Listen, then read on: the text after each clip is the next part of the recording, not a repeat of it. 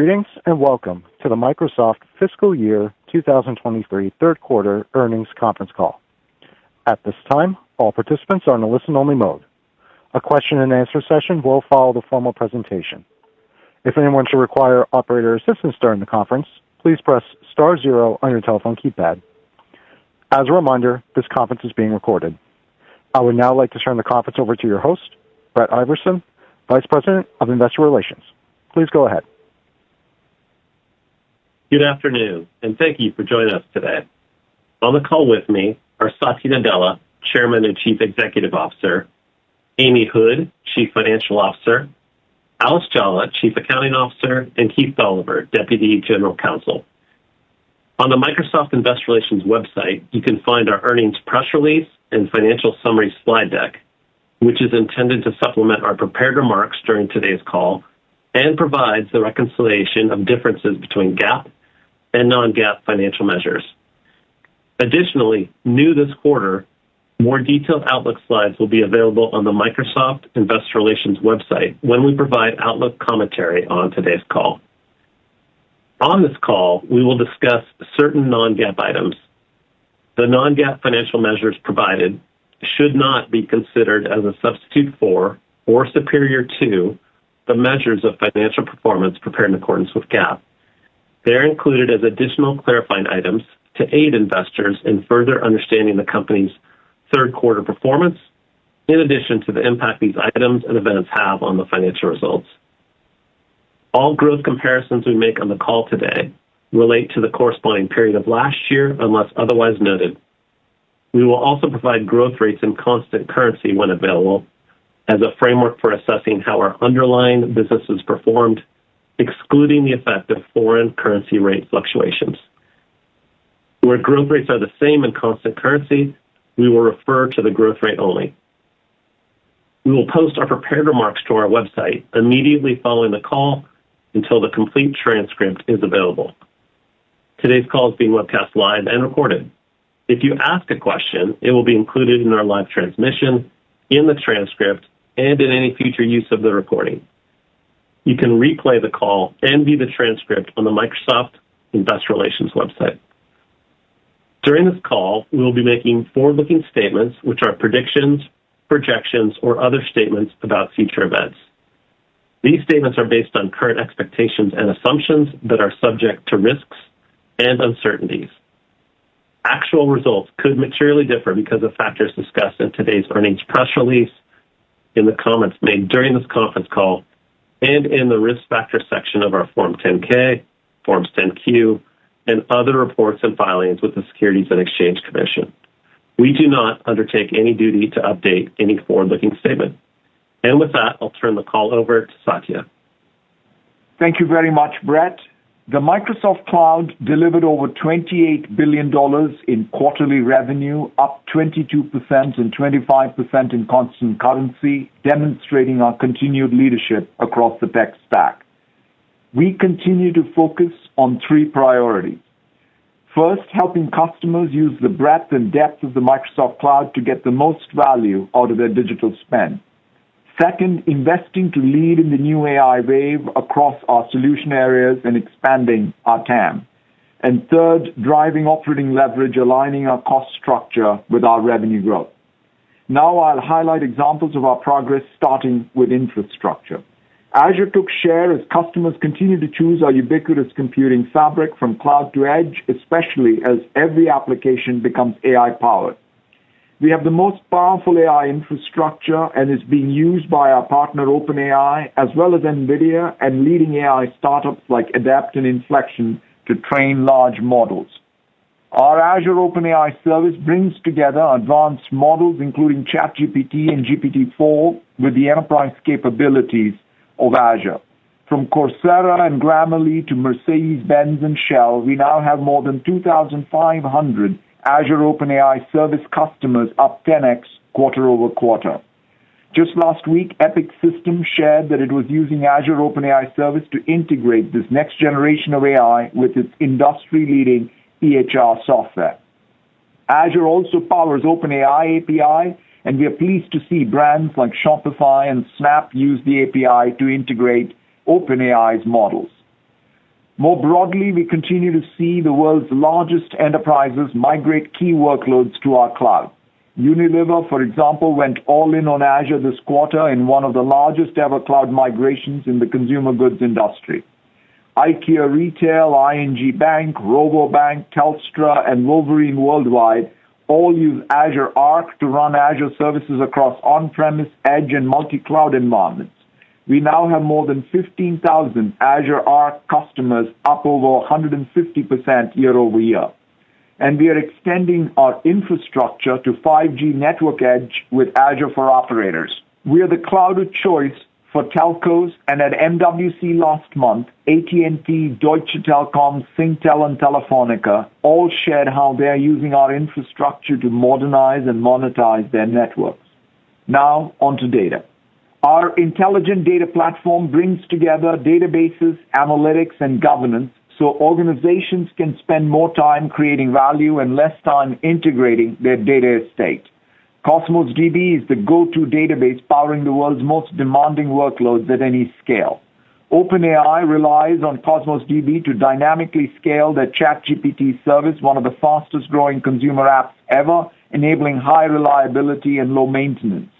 The NBA uses Cosmos DB to ingest more than 10 million data points per game, helping teams optimize their gameplay. And we are taking share with our analytics solutions. Companies like BP, Canadian Tire, Marks & Spencer, and T-Mobile all rely on our end-to-end analytics to improve speed to insight. Now on to developers. From Visual Studio to GitHub, we have the most popular tools to help every developer go from idea to code and code to cloud, all while staying in their flow. Today, 76% of the Fortune 500 use GitHub to build, ship, and maintain software. And with GitHub Copilot, the first at-scale AI developer tool, we're fundamentally transforming the productivity of every developer from novices to experts. In 3 months since we made Copilot for Business broadly available, over 10,000 organizations have signed up, including the likes of Coca-Cola and GM, as well as Duolingo and Mercado Libre, all of which credit Copilot with increasing the speed for their developers. We're also bringing next-generation AI to Power Platform so anyone can automate workflows, create apps or web pages, build virtual agents, and analyze data using only natural language. More than 36,000 organizations have already used existing AI-powered capabilities in Power Platform, and with our new Copilot in Power Apps, we're extending these capabilities to end users who can interact with any app through conversation instead of clicks. All up, we now have nearly 33 million monthly active users of Power Platform, up nearly 50% year over year. Now on to business applications.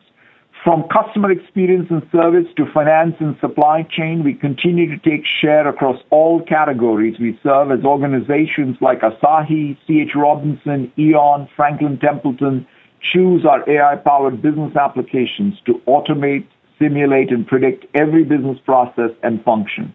And we are going further with Dynamics 365 Copilot, which works across CRM and ERP systems to bring the next generation of AI to employees in every job function, reducing burdensome tasks like manual data entry, content generation, and note-taking.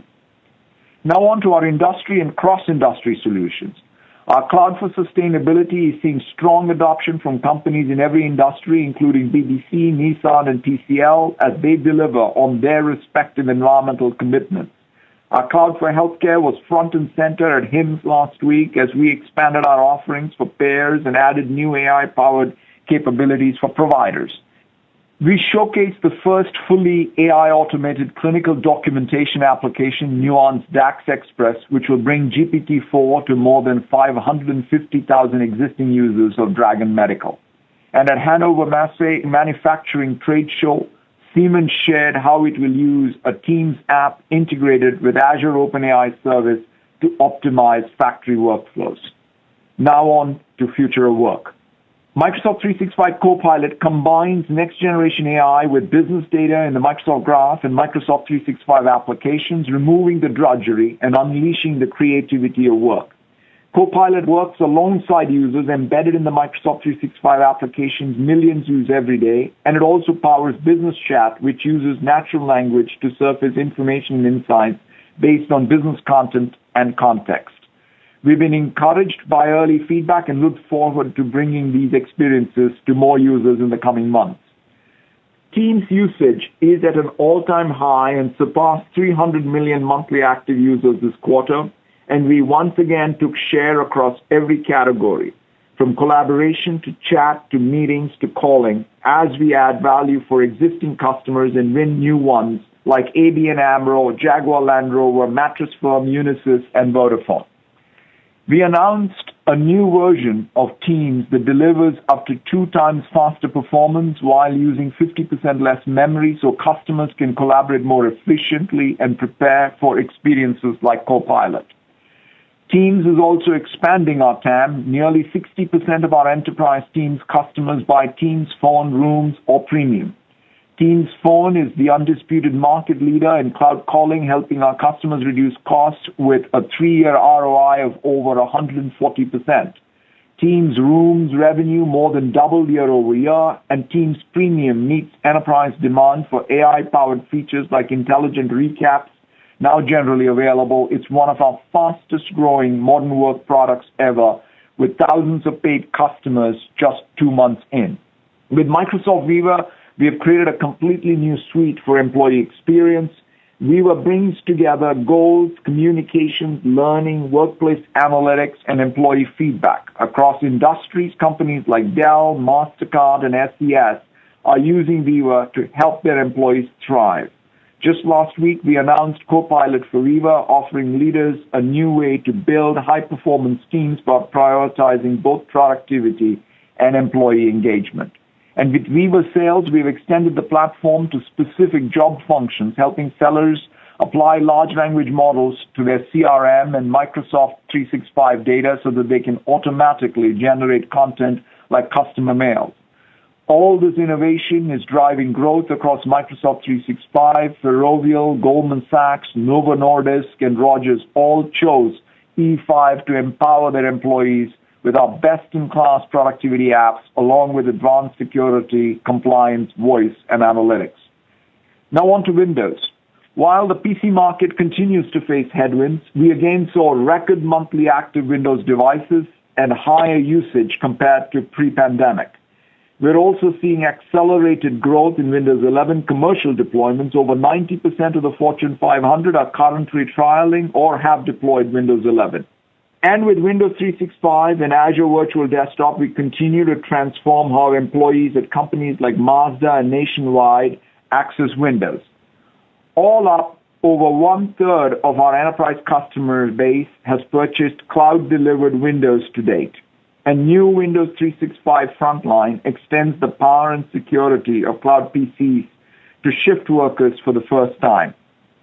Now on to security. Our comprehensive AI-powered solutions spanning all clouds and all platforms give the agility advantage back to defenders. Among analysts, we are the leader in more categories than any other provider, and we once again took share across all major categories we serve. And we continue to introduce new products and functionality to further protect customers. With Security Copilot, we are combining large language models with a domain-specific model informed by our threat intelligence and 65 trillion daily security signals to transform every aspect of the SOC productivity. And we also added new governance controls and policy protections to better secure identities along with resources they access. Nearly 720,000 organizations now use Azure Active Directory, up 33% year over year. And all up, nearly 600,000 customers now have 4 or more security workloads, up 35% year over year, underscoring our end-to-end differentiation. EY and Qualcomm, for example, both chose our full security stack to ensure the highest levels of protection and visibility across their organizations. Now on to LinkedIn. We once again saw record engagement as more than 930 million members turned to the professional social network to connect, learn, sell, and get hired. Member growth accelerated for the 7th consecutive quarter as we expanded to new audiences. We now have 100 million members in India, up 19%. And as Gen Z enters the workforce, we saw a 73% year-over-year increase in the number of student sign-ups. In this persistently tight labor market, LinkedIn Talent Solutions continues to help hirers connect to job seekers and professionals to build the skills they need to access opportunity. Our hiring business took share for the third consecutive quarter. The excitement around AI is creating new opportunities across every function from marketing, sales, and finance to software development and security. LinkedIn is increasingly where people are going to learn, discuss, and up-level their skills with more than 100 AI courses. And we've introduced new AI-powered features, including writing suggestions for member profiles and job descriptions and collaborative articles. Finally, LinkedIn Marketing Solutions continues to be a leader in B2B digital advertising, helping companies deliver the right message to the right audience on a safe, trusted platform. More broadly, we continue to expand our opportunity in advertising. Our exclusive partnership with Netflix brings differentiated premium video content to our ad network, and our new co-pilot for the web is reshaping daily search and web habits. 2 months since the launch of new Bing and Edge, we are very encouraged by user feedback and usage patterns. All up, Bing has more than 100 million daily active users. We're winning new customers on Windows and mobile. Daily installs of the Bing mobile app have grown 4x since launch. We are making progress in share gains. Edge took share for the 8th consecutive quarter, and Bing once again grew share in the United States. We continue to innovate with first-of-their-kind AI-powered features, including the ability to set the tone of chat and create images from text prompts powered by DALL-E. Over 200 million images have been created to date, and we see that when people use these new AI features, their engagement with Bing and Edge goes up. As we look towards a future where chat becomes a new way for people to seek information, consumers have real choice in business model and modalities with Azure-powered chat entry points across Bing, Edge, Windows, and OpenAI's ChatGPT. We look forward to continuing this journey in what is a generational shift in the largest software category, search. Now on to gaming. We are rapidly executing on our ambition to be the first choice for people to play great games whenever, however, and wherever they want. We set third quarter records for monthly active users and monthly active devices. Across our content and services business, we are delivering on our commitment to offer gamers more ways to experience the games they love. Our revenue from subscriptions reached nearly $1 billion this quarter. This quarter, we also brought PC Game Pass to 40 new countries, nearly doubling the number of markets where available. Great content remains the flywheel behind our growth. We have now surpassed 500 million lifetime unique users across our first-party titles and have never been more excited about our pipeline of games, including the fourth quarter launches of Minecraft Legends and Redfall. In closing, we are focused on continuing to raise the bar on our operational excellence and performance as we innovate to help our customers maximize the value of their existing technology investments and thrive in the new era of AI. In a few weeks' time, we'll hold our Build conference where we will share how we are building the most powerful AI platform for developers, and I encourage you to tune in. I could not be more energized about the opportunities ahead, and with that, let me turn it over to Amy. Thank you, Satya, and good afternoon, everyone. Our third quarter revenue was $52.9 billion, up 7% and 10% in constant currency. Earnings per share was $2.45 and increased 10% and 14% in constant currency. Our results exceeded expectations, driven by focused execution from our sales teams and partners. In our commercial business, revenue was up 19% in constant currency. We saw better than expected renewal strength, including across Microsoft 365, which also benefited Windows Commercial, given the higher in-period revenue recognition. In Office 365 standalone products, we saw improvement in new business growth, while growth trends in EMS and Windows Commercial standalone products remain consistent with Q2. In Azure, customers continued to exercise some caution as optimization and new workload trends from the prior quarter continued as expected. In our consumer business, PC demand was a bit better than we expected, particularly in the commercial segment, which benefited Windows OEM and Surface, even as channel inventory levels remain elevated, which negatively impacted results. Advertising spend landed in line with our expectations. We have seen share gains in Azure, Dynamics, Teams, Security, Edge, and Bing as we continue to focus on delivering high value as well as new innovative solutions to our customers, including next-generation AI capabilities. Commercial bookings increased 11% and 12% in constant currency on a strong prior year comparable with a declining expiry base and 3 points of unfavorable impact from the inclusion of Nuance in the prior year. The better-than-expected result was driven by strong execution across our renewal sales motions mentioned earlier. Commercial remaining performance obligation increased 26% to $196 billion. Roughly 45% will be recognized in revenue in the next 12 months, up 18% year over year. The remaining portion, which we recognize beyond the next 12 months, increased 34%. And this quarter, our annuity mix was again 96%. FX impact on total company revenue, segment-level revenue, and operating expense growth was as expected. FX decreased COGS growth by 2 points, 1 point favorable to expectations. Microsoft Cloud revenue was $28.5 billion and grew 22% and 25% in constant currency, slightly ahead of expectations. Microsoft Cloud gross margin percentage increased roughly 2 points year over year to 72%, a point ahead of expectations, driven by cloud engineering efficiencies. Excluding the impact of the change in accounting estimate for useful lives, Microsoft Cloud gross margin percentage decreased slightly, driven by lower Azure margin. Company gross margin dollars increased 9% and 13% in constant currency, including 2 points due to the change in accounting estimate. Gross margin percentage increased year over year to 69%. Excluding the impact of the change in accounting estimate, gross margin percentage decreased slightly, driven by a lower mix of OEM revenue.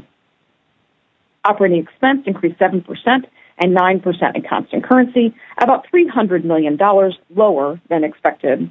Operating expense growth was driven by roughly 2 points from the Nuance and Xandr acquisitions, as well as investments in cloud engineering and LinkedIn. At a total company level, headcount at the end of March was 9% higher than a year ago. Operating income increased 10% and 15% in constant currency, including 4 points due to the change in accounting estimate. Operating margins increased roughly 1 point year over year to 42%. Excluding the impact of the change in accounting estimate, operating margins decreased slightly and increased slightly in constant currency.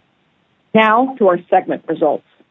Revenue from productivity and business processes was $17.5 billion and grew 11% and 15% in constant currency, ahead of expectations, primarily driven by better-than-expected results in Office Commercial.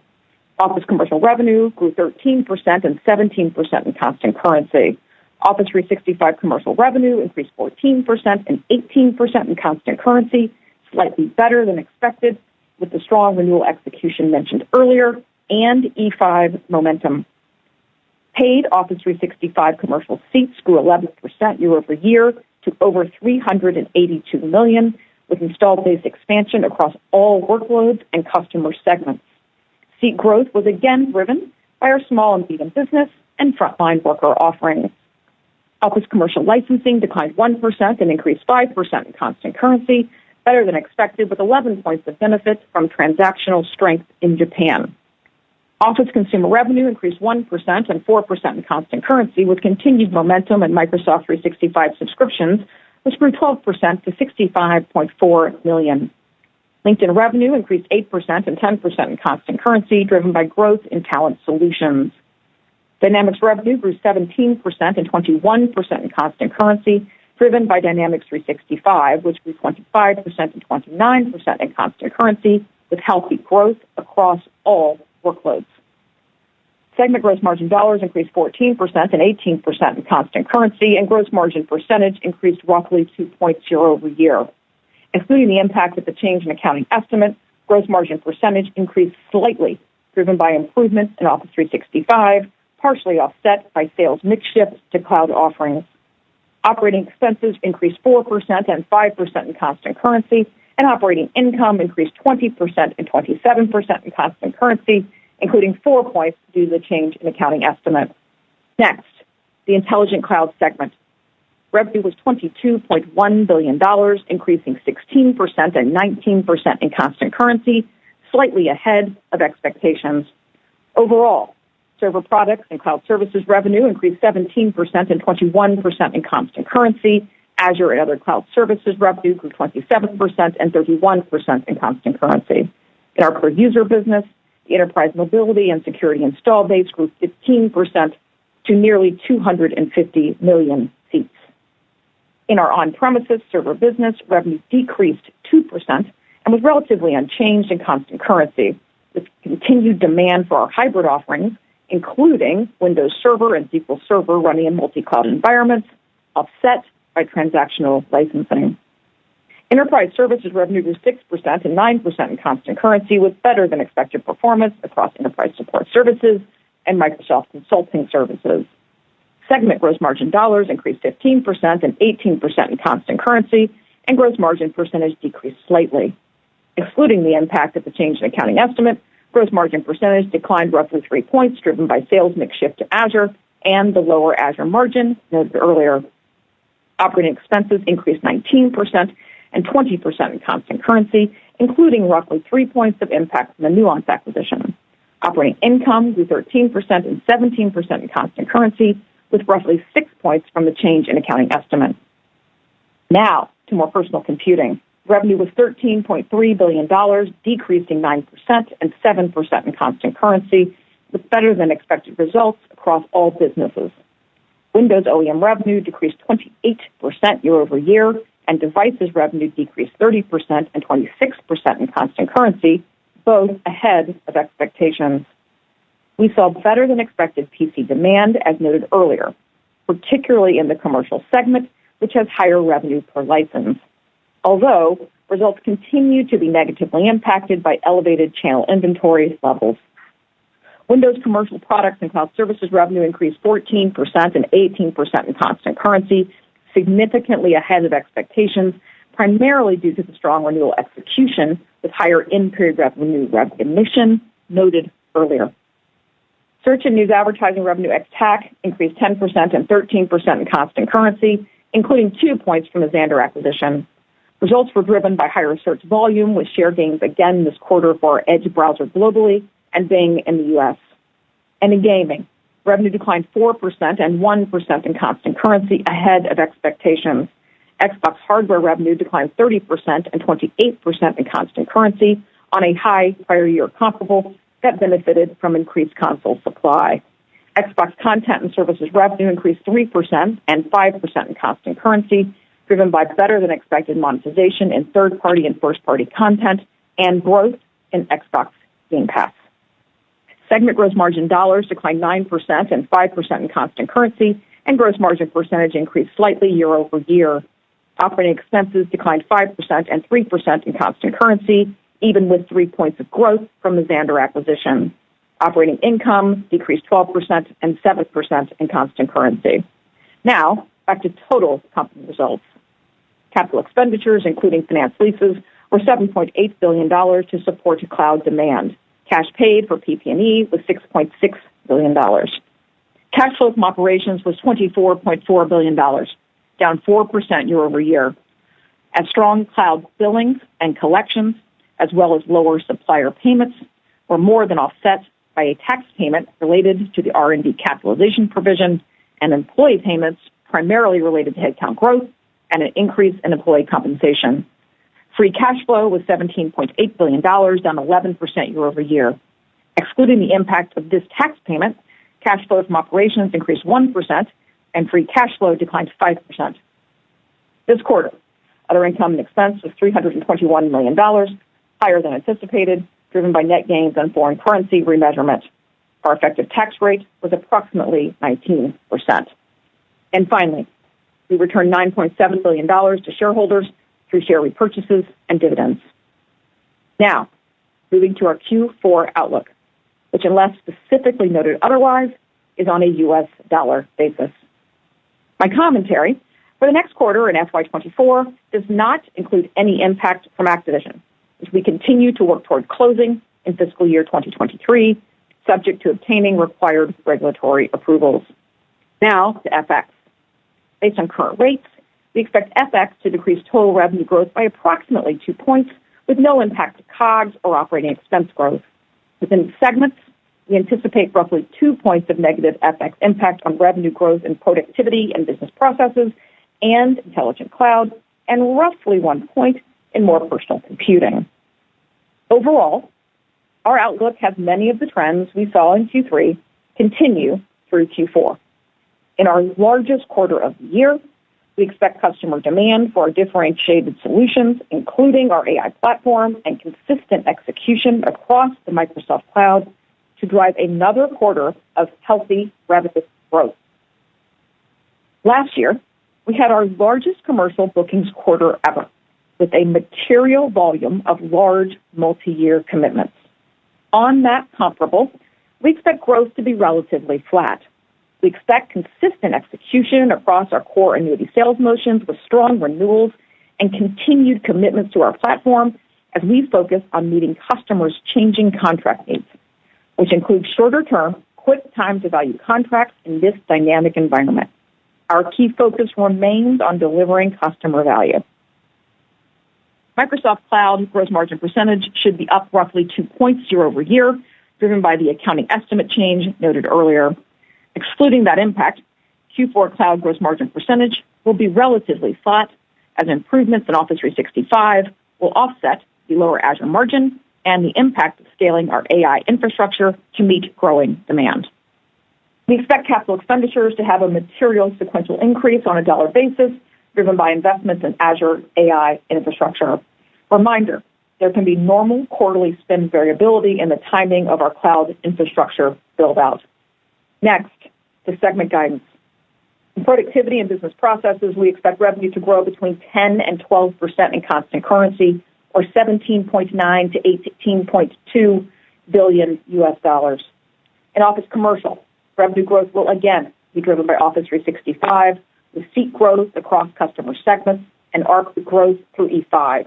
We expect Office 365 revenue growth to be roughly 16% in constant currency.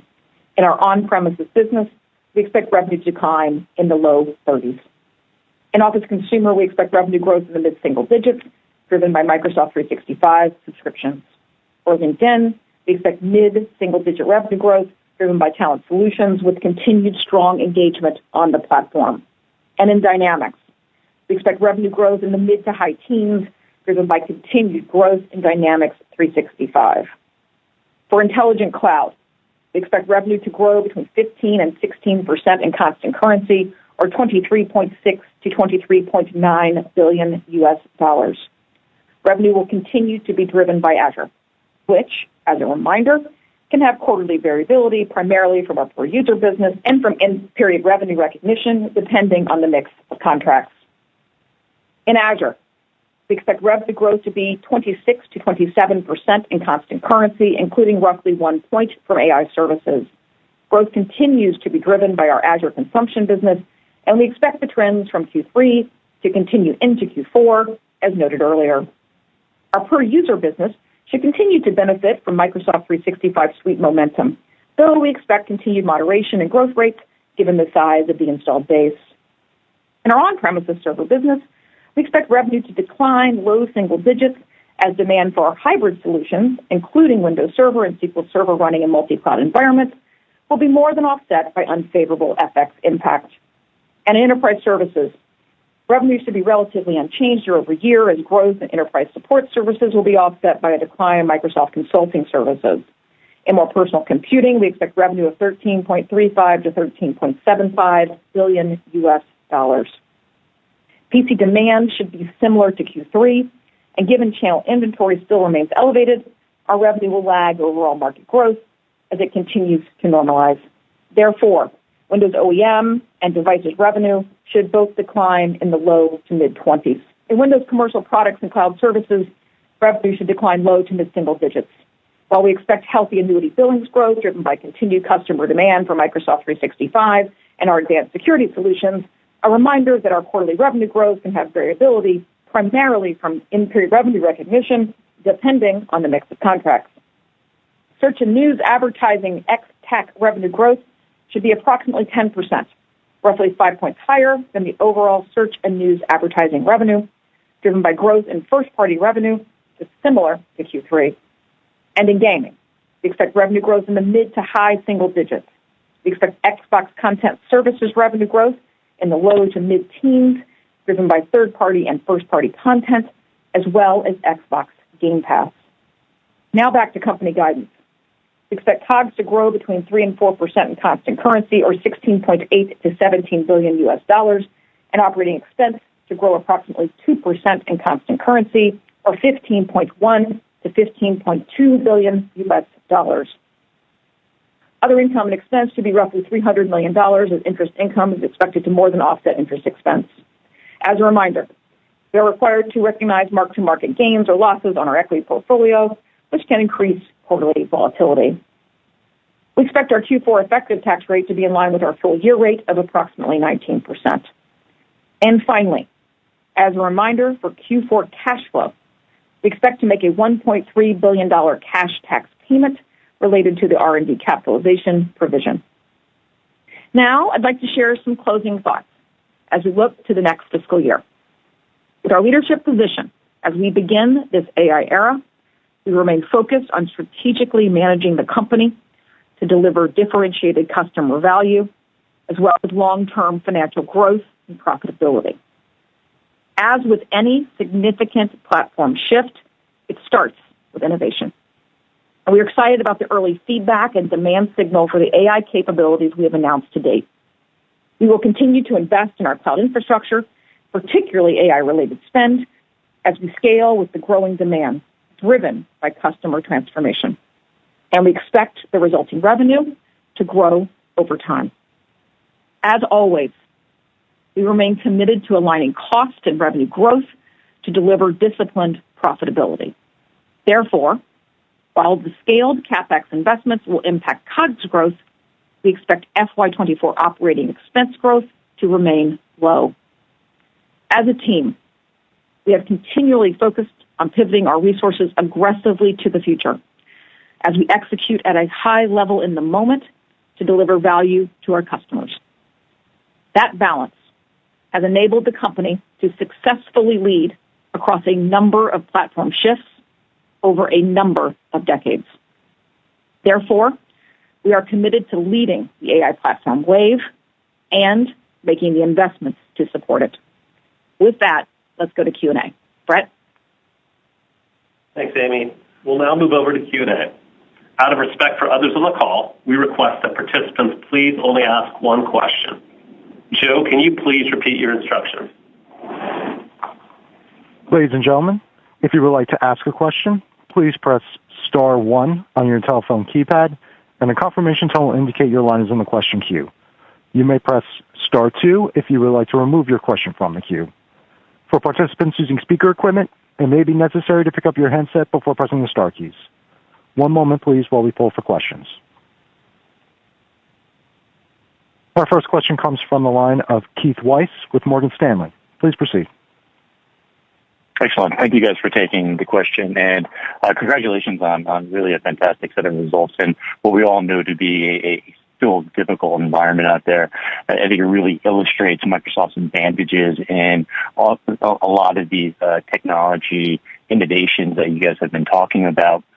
I wanted to ask you a question that I get probably more often than anything else, and one that I frankly don't have a good answer to, and that's around the OpenAI partnership, and particularly the accounting for that partnership. So I was hoping you could give us a little bit of color about how, whether or not revenue is flowing from OpenAI into Microsoft on the CapEx side of the equation, whether there's any impact, just to give us a better understanding of how the accounting around that relationship is working.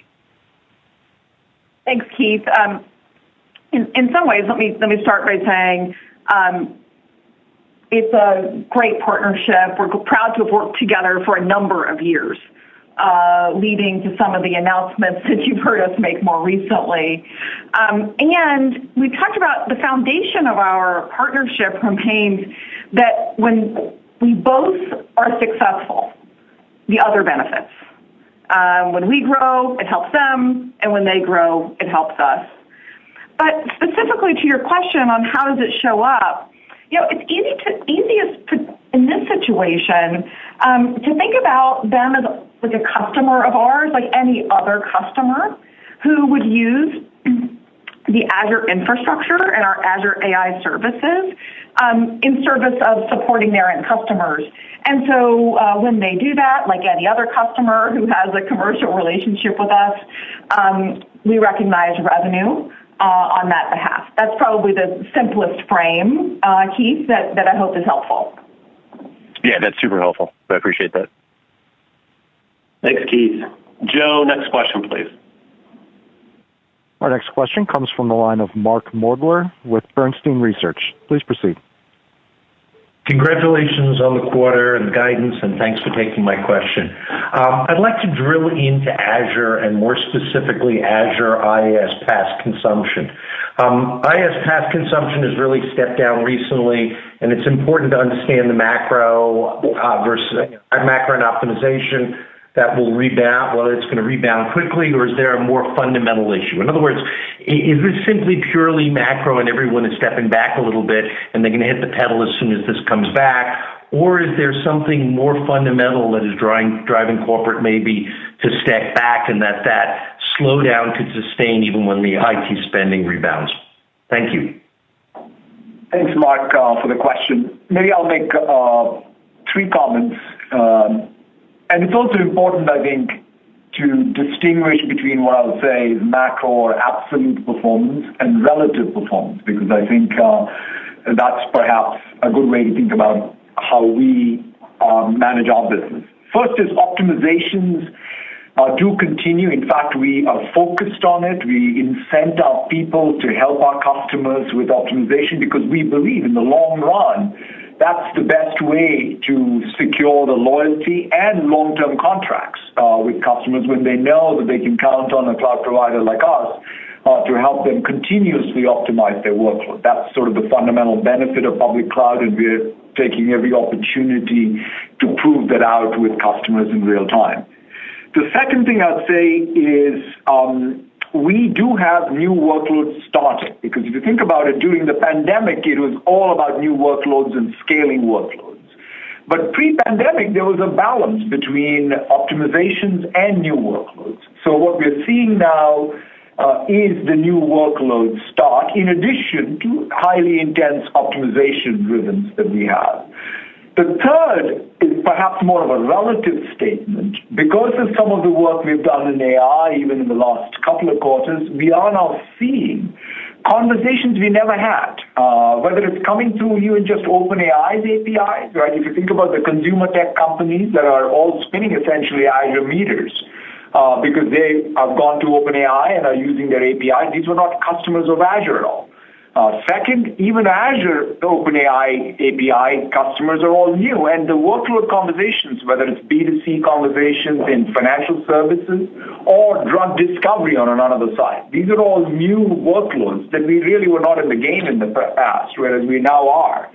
So those are the 3 comments I would make, both in terms of absolute macro, but more importantly, I think, what is our relative market position and how it's being changed. Mark, maybe the one thing I would add to those comments is, we've been through almost a year where that pivot that Satya talked about from we're starting tons of new workloads, we'll call that the pandemic time, to this transition post, and we're coming to really the anniversary of that starting. And so, to Satya's point, we're continuing to incent optimization, but at some point, workloads just can't be optimized much further. And when you start to anniversary that, you do see that it gets a little bit easier in terms of the comps year over year. And so you even see that in a little bit of our guidance, some of that impact from a year over year basis. That was incredibly helpful. I really do appreciate it. Thank you for the color, and again, congratulations on what's happening. Thanks, Mark. Joe, next question, please. Our next question comes from the line of Brent Thill with Jefferies. Please proceed.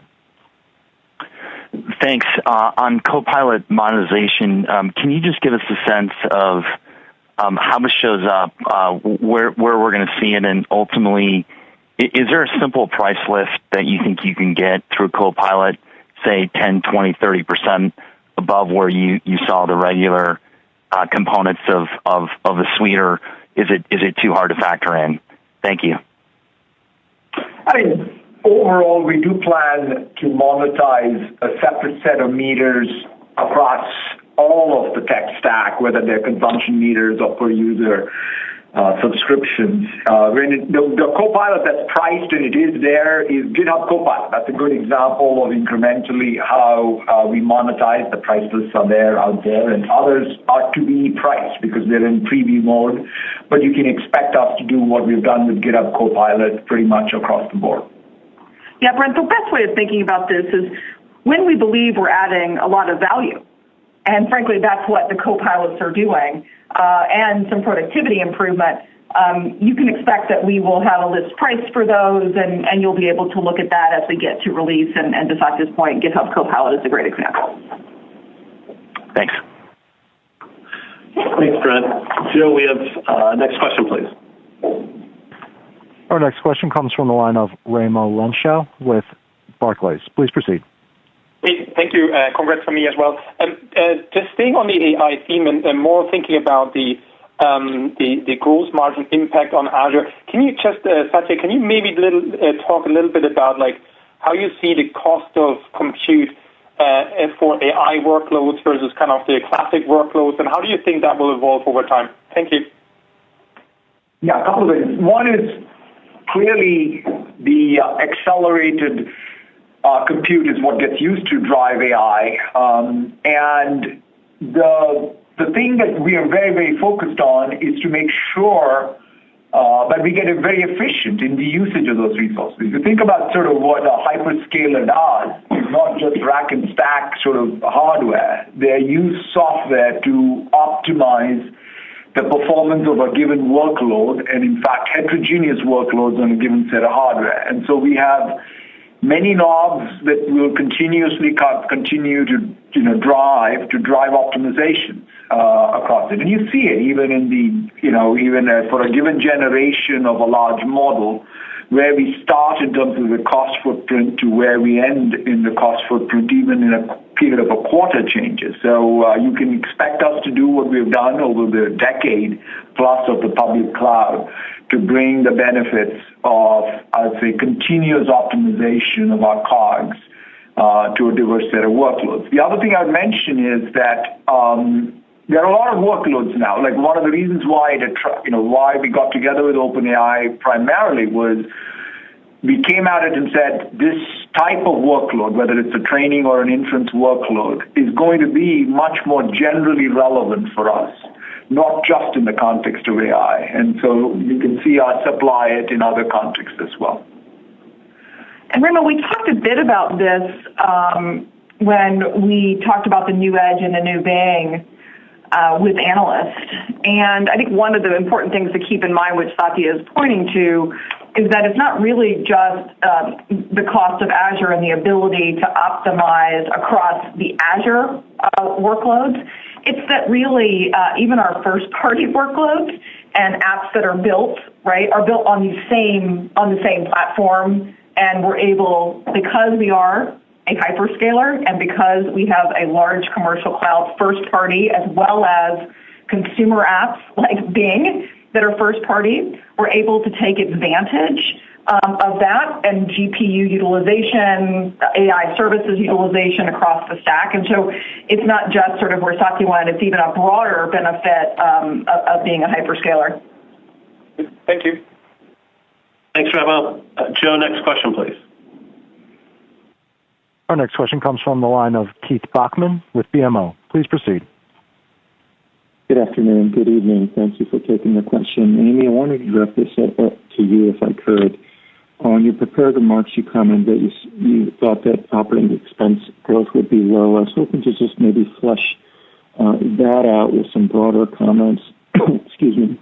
Could you talk about how you see any kind of directional color on how you see gross margins evolving given mix, and particularly supporting generative AI, and or any other comments that might help shape our thinking as we begin to look at the operating margin for the next fiscal year? Thank you.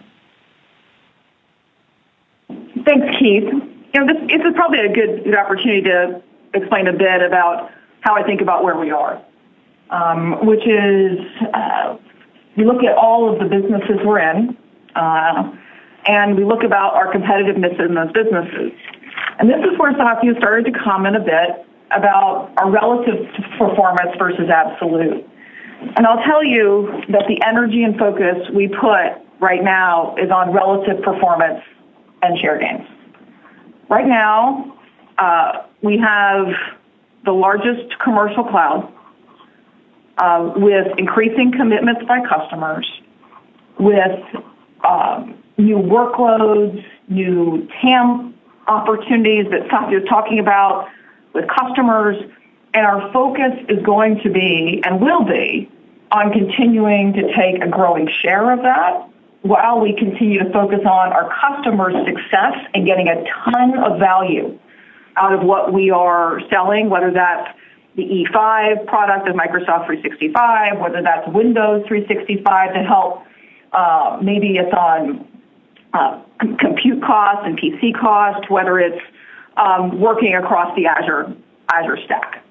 And so with that opportunity, plus in our consumer business, the largest number of active devices we've had in Windows that are still being used more, being able to focus on Edge share and Bing share and gaming, bringing it to the PC as well as across to mobile. These are the opportunities that we focus on as we think about next year. And so if we feel like, and I do, that we are well positioned to continue to take share in so many key places, then I say, great, and we want to be able to focus on investing in AI, which I've talked about, will increase COGS growth, but we're committed to making sure we have healthy profitability by keeping operating expenses low. And so what really this past year has been about, but what Q3 starts to show is our willingness to pivot to the future to make sure we can keep all those commitments that Satya listed. So while I know that's not giving specificity, it is in fact how we think about long-term success, is being well-positioned in big markets, taking share in those markets, committing to make sure we're going to lead this wave, staying focused on gross margin improvements where we can. Some of them will come in AI over time, given our commitment to the build-out. We will charge for those AI capabilities, and then ultimately we'll deliver operating profit. Yeah, I mean, just to add to it, during these periods of transition, the way I think as shareholders you may want to look at is what's the opportunity set ahead? Do we have a differentiated play to go after that opportunity set, which we believe we have? Both the opportunity set in terms of TAM is bigger, and our differentiation at the very start of a cycle, we feel we have a good lead and we have differentiated offerings up and down the stack.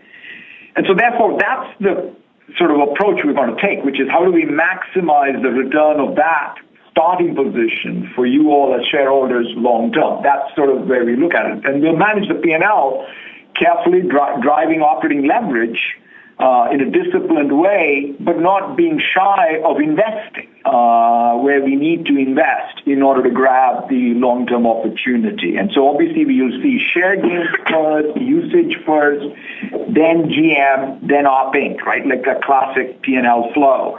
But we feel good about our position. All right. Many thanks for the answer. Thanks, Keith. Joe, next question, please. Our next question comes from the line of Karl Keirstead with UBS. Please proceed. Oh, thanks. We've had a lot of questions on AI and Azure, so maybe just to round it out, just on the Office 365 business, Amy, 16% constant currency guide for June, not really seeing much seat degradation despite obviously a tight labor market, so it's proving to be very resilient. Could you just unpack the sensitivity to that headcount reduction given that across your customer base, at least slower rate of hiring, just given that this is a enormous seat-based business? It doesn't seem to be showing up. Maybe you could just help us understand what's driving that continued seat growth and how durable that is. Yeah, thanks, Carl. I think I would step back and say we have seen, the Office 365 suite, but broadly the Microsoft 365 suite adds a ton of value for users. And so if you think about the users and on a global base, we've been able to add users, which you continue to see. We still have in the frontline scenario and an SMB opportunity to continue to grow. And in the enterprise, where we are a basic productivity tool, the labor market is still tight in most places, and we continue to see customers committed to the value they're getting. And so this is not something that I think our focus has really been on continuing to get healthy renewals, continue to add new products at renewal where it makes sense to save customers money and increase value.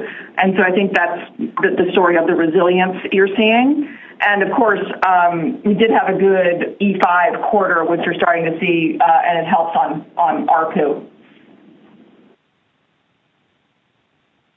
Thanks, Carl. Joe, next question, please.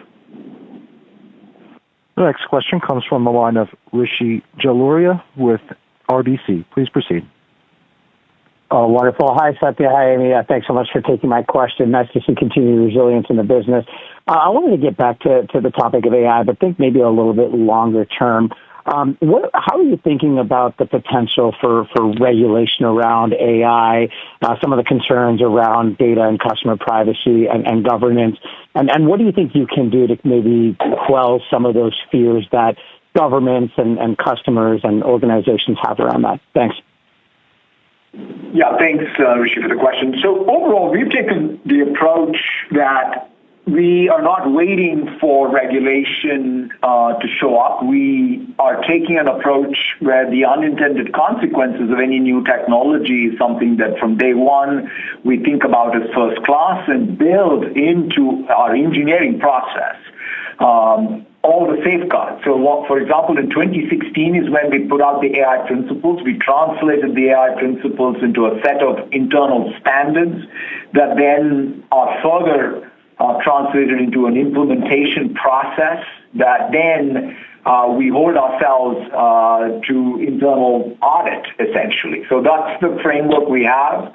We have a chief AI officer who is sort of responsible for both thinking of what the standards are and then the people who even help us internally audit our following of the process. And so we feel very, very good in terms of us being able to create trust in the systems we put out there. And so we will obviously engage with any regulation that comes up in any jurisdiction.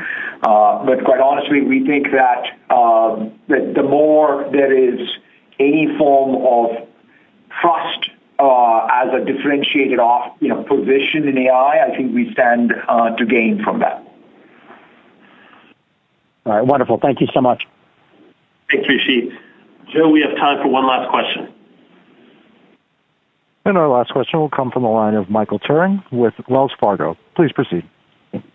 Hey, great, thanks. I appreciate you squeezing me in. I want to ask a question on the consolidation play that Microsoft is positioned for, given that's something we hear clearly top of mind for IT decision makers currently. You have clear plays there across security, infrastructure, apps, and other areas. So it would just be great to hear your view on the Microsoft consolidation playbook in the current environment, and if there are certain areas you're particularly focused on or seeing the most traction around. Thank you. Yeah, I'll start and maybe you can add. I think Amy referenced this even in the context of Microsoft 365 and Office 365, but fundamentally what we are focused on is making sure that the customers are able to derive the value out of our offerings, right? Whether it's the Microsoft 365 suite value, which is significant, whether it's E3 or E5, and we want to make sure that our they're getting deployed, they're getting used, and that's obviously going to lead to our share gains in many cases. Same thing in security. That's a place where this quarter you saw some good results from us.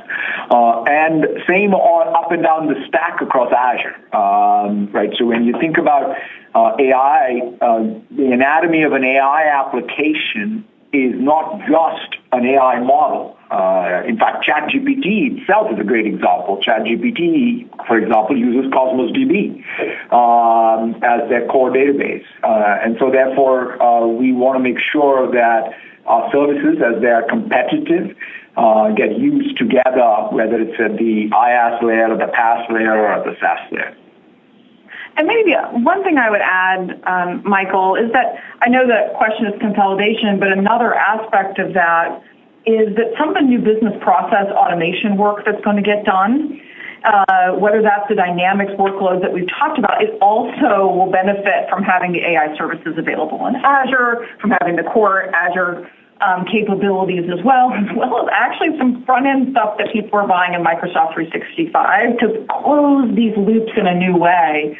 And so I think maybe it's not the traditional definition of consolidation, but when people look and say what vendor adds a lot of value and has the tools that we need, and in many instances already own, to be able to do this business process work, I think we have a great value and frankly probably leading tools in almost every vertical.